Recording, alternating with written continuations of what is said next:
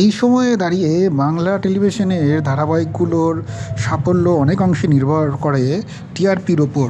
কিন্তু সেই টিআরপি যে সাফল্যের চূড়ান্ত নির্দেশিকা নয়, তার আরেকবার প্রমাণ দিল এবছরের জি বাংলার সোনার সংসারের মঞ্চে।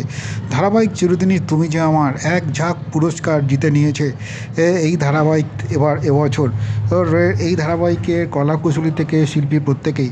প্রথমেই বলা যাক আর্য অপর্ণা জুটি এবারের মঞ্চে জি বাংলা সোনার সংসারের মঞ্চে সেরা জুটির পুরস্কার পেয়েছে।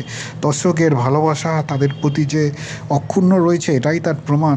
অপরদিকে সেরা নায়ক হয়েছেন অভিনেতা জিতু। অপরদিকে আর্য সিংহ রায় হিসেবে নিজেকে সেরা জামাই এর পুরস্কারটিও জিতে নিয়েছেন জিতু। স্বাভাবিকভাবেই এই শুধু এখানেই থেমে থাকেনি তাদের সাফল্য।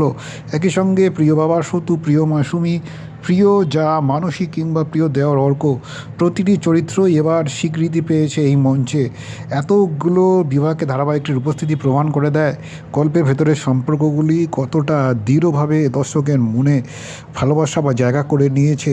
মূলত বড় অভিনেতা জিতু কামাল বরাবরই মনে করেন অ্যাওয়ার্ড শো নিয়ে খুব বেশি আগ্রহ নন, কথা জানালেও তবে তিনি মানেন যে স্বীকৃতি অনেক সময় সামনে এগিয়ে যাওয়ার প্রেরণা বা শক্তি যোগায়। তার মতে পুরস্কার মানে শুধু প্রশংসা নয়, কখনো কখনো সেটা কাজের প্রতি দর্শকদের প্রতি দায়বদ্ধতাকে আরও বেশি করে বাড়িয়ে দেয়। ইউনিটে যারা সম্মান পেয়েছেন তাদের প্রত্যেককে আলাদাভাবে অভিনন্দন জানিয়েছেন তিনি।